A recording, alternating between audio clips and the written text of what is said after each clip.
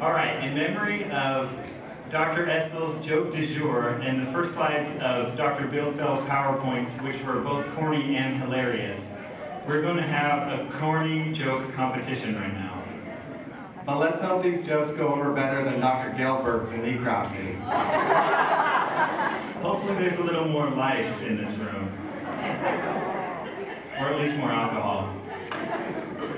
I have a special place in my heart for blood.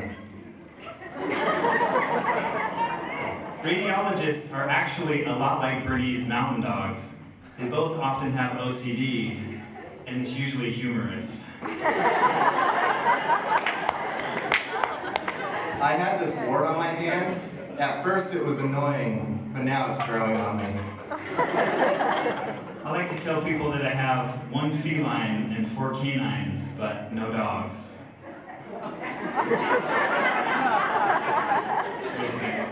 Oh, wait.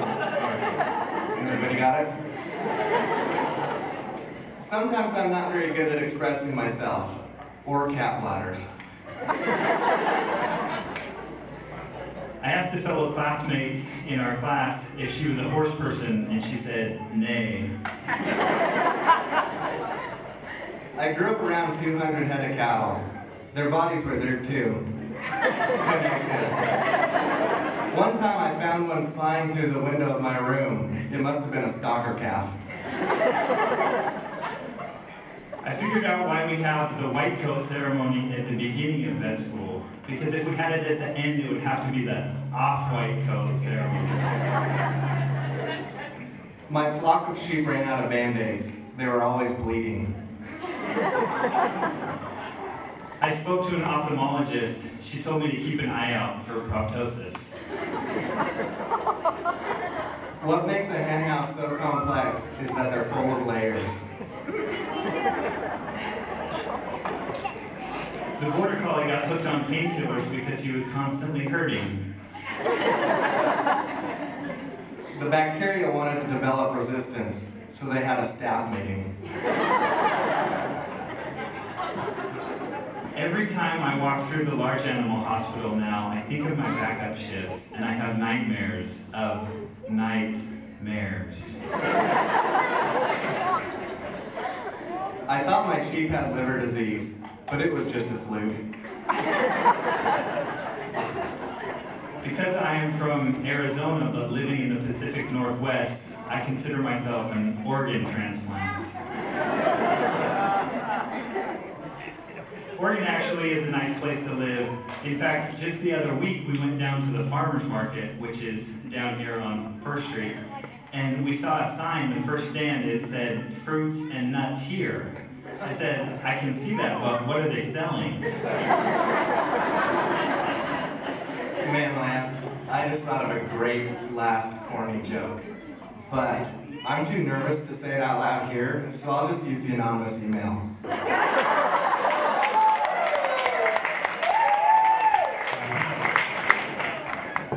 My dad would always say to me growing up, wipe that shit-eating grin off your face. Now I've learned that the correct terminology is wipe that coprophagic grin off your face.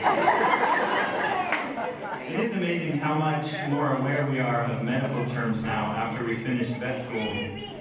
As it turns out, there's a big difference between a congenital disease and a genital disease.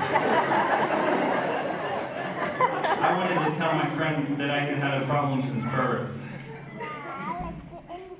But he got the wrong idea.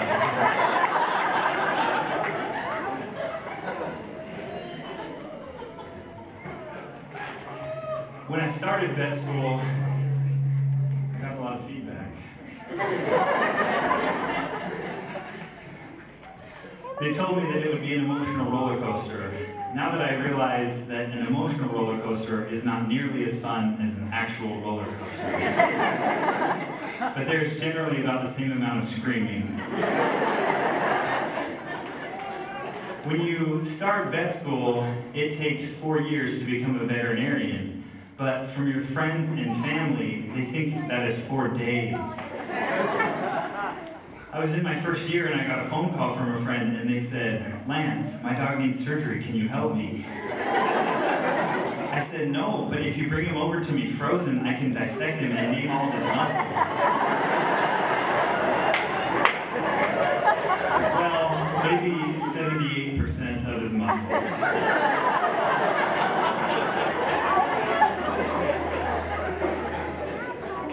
Some of you may have dogs that have separation anxiety. I have a cat that has separation euphoria.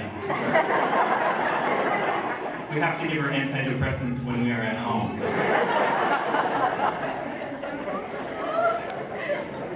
I was in lecture the other day, and one of the professors said that genes can spread so much faster now that we can ship semen. And I got really confused. I was like, how did sailors travel before?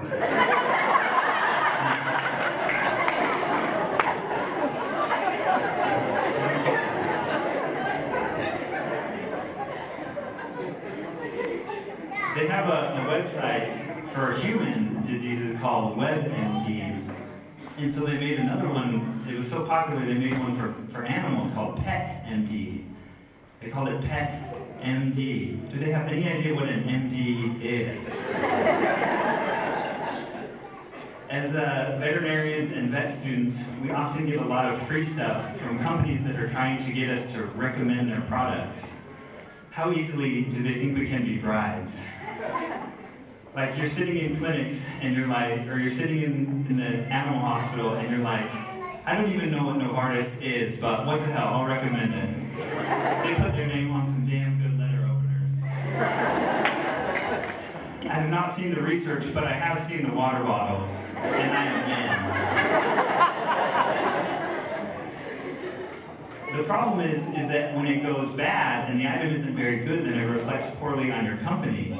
Like the other day, I was writing with a pen and it wasn't even writing. I was like, this pen sucks. It's not doing anything. I'm never going to work at Banfield.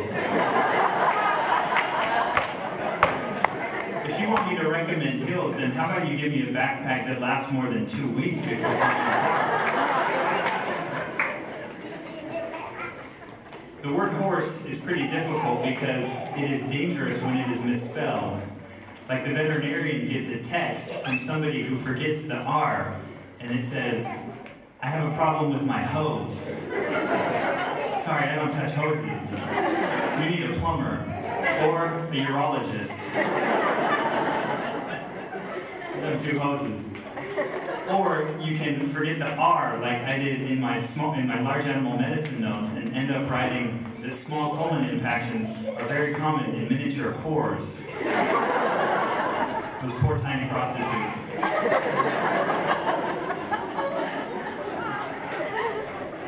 Alright, the last thing we're going to do is end with just a little bit of skit. Just for anybody out there who wants to know what it's like in practice, you all saw the picture of Dr. Hughley up here. He's really going to be my mentor doctor. I don't think I'm going to break it to him that he was up here for our senior review. But this is just in surgery. Imagine this being our first surgery. I am me, and this is Dr. Hughley right here. So, doctor, do you know anything about this surgery? Totally. We did one of these in my 4th year. Great, you did one, so you know what you're doing. Well, when I say I did one in 4th year, I mean I scrubbed in for one on 4th year. Great, you scrubbed in for one, so you can do this. When I say I scrubbed in for one in 4th year, I mean I watched over the resident's shoulder and handed in instruments. But I did write the surgery report. Great, you wrote the surgery report. So you at least know the concept. When I say I wrote the surgery report, I mean that I copied and pasted the surgery report.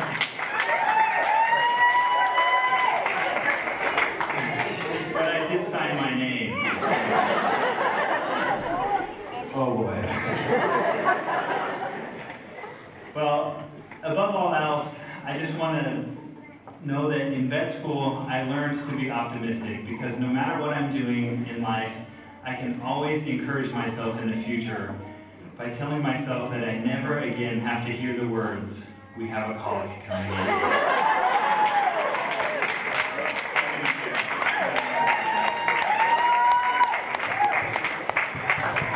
Dr. Schlitz, I know he's in here somewhere. He's taught me a lot of great things, but one of those is to never say never and always avoid always.